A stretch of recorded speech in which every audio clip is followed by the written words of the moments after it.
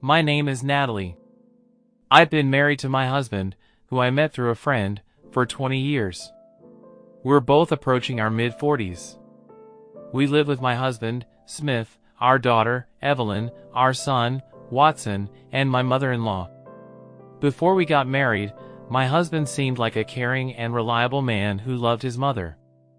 However, after marriage, it became clear that my mother-in-law adored her only son, and he often prioritized her over our family.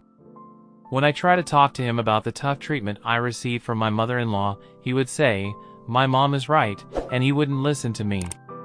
Life was bearable when we lived separately from my mother-in-law, but when our second child, our son, was born, my father-in-law passed away suddenly. Concerned for my mother-in-law, my husband suggested we move in with her. Once we started living together, my mother-in-law's attitude toward me worsened. We had 2 kids to look after, and now my mother-in-law's living expenses were added to our budget.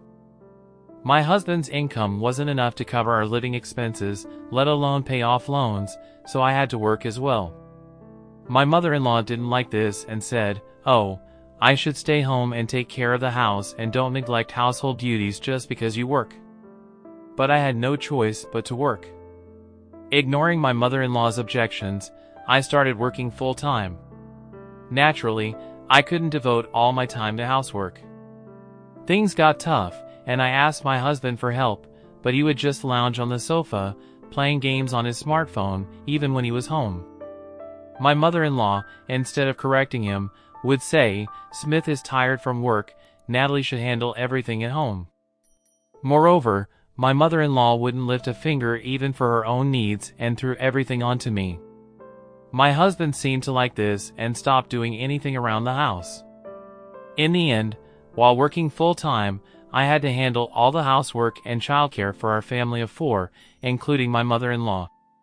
To make matters worse, my mother-in-law demanded an allowance of $500 a month from our household budget, even though she contributed nothing. Of course, all of her food and utility bills came out of our budget. On top of that, she even demanded an allowance from our household income. Naturally, I refused, but my mother-in-law argued, "The household income is Smith's earnings, you as his wife have no say in how it's spent." My husband backed her up, saying, "It's my money, so I can give it to my mom if I want to." Neither of them understood why I needed to work full-time. Yet, if I ever cut corners on housework due to my busy schedule, my mother-in-law would criticize everything, from the meals I prepared to how I cleaned. "Oh, take out again tonight for the kids," she'd say, or "Natalie, your cleaning is really sloppy," criticizing me at every turn, even when I asked for help with the kids, and neither my husband or mother-in-law would lift a finger. My mother-in-law's favorite line was, "When I was young, I did all the housework and childcare myself." She'd go on and on about how great she was as a wife and mother, and how I fell short in both roles. Adding insult to injury, my husband would just listen and say nothing, making me feel even worse. But I could have tolerated all that. What hurt the most was my mother-in-law telling my kids, "You two are really unfortunate, and such a careless person doesn't deserve to be a mother." I'd never neglected my daughter or son, yet she had the audacity to say this. Thinking about how my kids must feel hearing that made me incredibly frustrated. Then one day, it came to light that my husband was having an affair. My husband, who neglected household duties because he was busy with work and just lounged around on his days off, had betrayed me. Even after this revelation, he blamed me, saying, "You're always nagging to help around the house, so I never get a break." My mother-in-law chimed in, "This happened because you're not a good enough wife." All my efforts to keep our home together felt like they had been for nothing. I felt something inside me break. As our marital discussions continued, I grew increasingly exhausted. Finally, during one of our talks, I said, "Fine, I'll leave this house." Upon hearing this, my mother-in-law neither got angry nor surprised. She just laughed and said, "Oh, you're finally leaving. Well, it won't make much difference whether you're here or not." Even my husband was indifferent, saying, "With mom around, it's the same as if you were here. Do whatever you want." You probably plan to invite his affair partner home right away. They both seemed to think their lives wouldn't change a bit if I left. What had all my efforts for the family been for? I felt more empty than sad. It was probably all in vain. When the divorce was settled, I asked my kids, "What will you do?" My teenage daughter and son said, "We'll stay here. Grandma can handle things, don't worry." "I'll stay too." Hearing their answers, my mother-in-law smiled smugly. Well, of course, who would want to go with a mother who can't even manage housework or childcare? "Don't worry, I'll take care of everything perfectly from now on," she sneered. My husband just said, "I feel better leaving it to Mom." In the end, I left the house without my kids. A few days later, as I was leaving, my mother-in-law taunted, "Leaving your kids behind? You're the worst kind of wife." I left home while being ridiculed by my mother-in-law. Months after leaving, I finally stabilized my life. Then, out of the blue, I got a call. "Natalie, where are you?" It was my mother-in-law. I left my contact info for the sake of my kids, but mother-in-law found it frantic. "Why do you need to know?"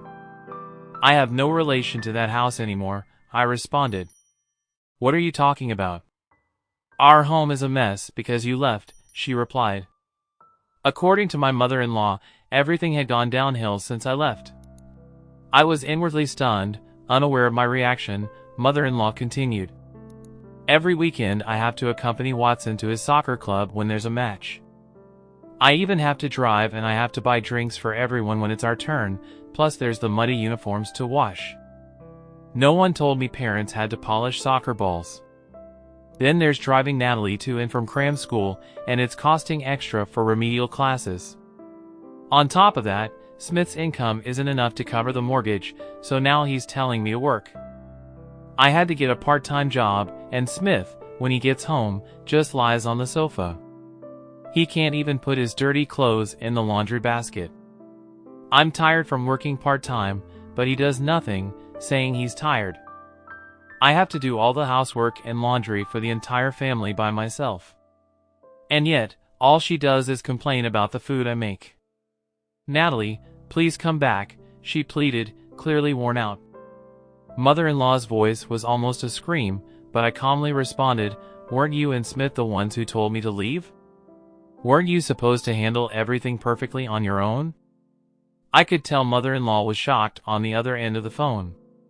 Her current situation was exactly where I had been just a few months ago, working to support the family, handling all the housework and childcare alone, and a husband who wouldn't help.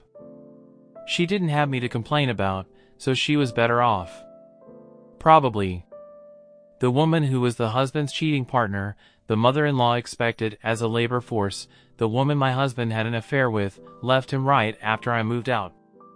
It would be so. Who would want to join a household with a mother-in-law and 2 kids from a previous marriage?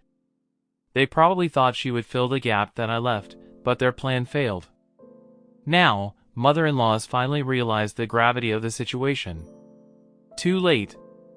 And this was exactly the outcome my kids and I had anticipated. Of course, I will say this so that there is no misunderstanding. Let me clarify.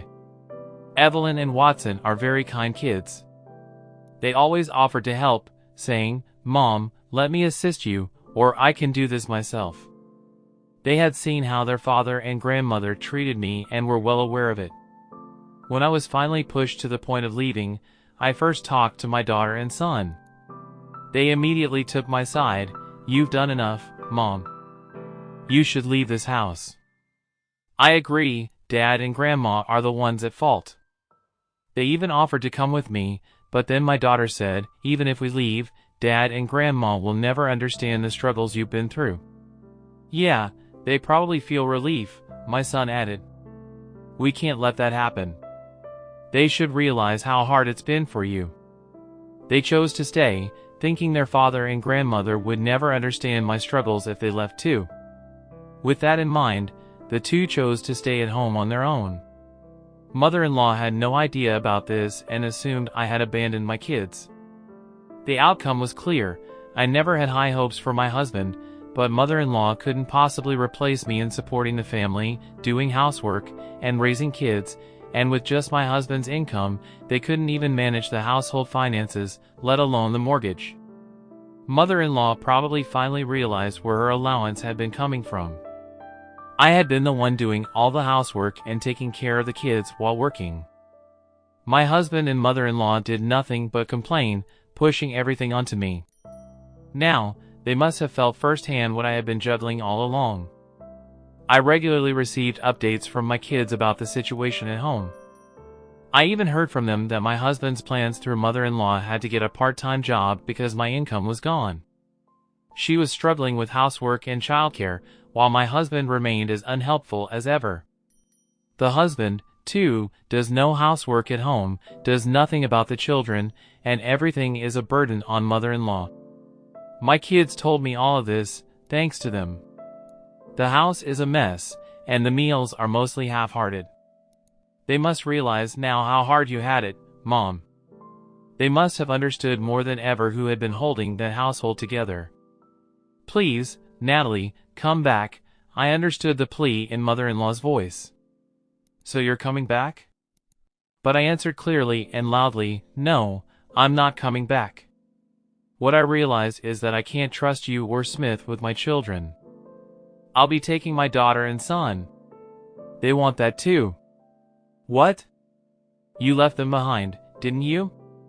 Mother-in-law sounded confused, but I continued, my kids have been watching all along. After that, my daughter, son, and I started a new life together. Of course, I made sure to claim compensation and child support through my lawyer during the divorce proceedings. I took a lump sum, thinking of the future. My husband and mother-in-law had to give up their house because they paid the lump sum, child support, and fell behind on their mortgage. To add insult to injury, I later found out that the reason my husband didn't remarry his affair partner was that she already had a family. He ended up being sued for compensation in another divorce case, leading him into debt. Now, they're living in a cramped apartment, leaving each other for their woes.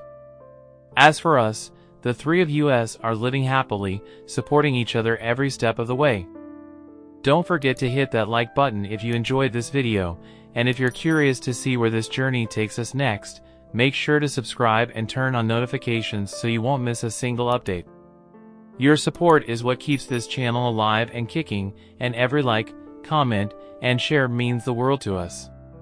We've got plenty more stories, insights, and surprises coming your way, so stay tuned for the next video. Thanks for watching, and I'll see you in the next one.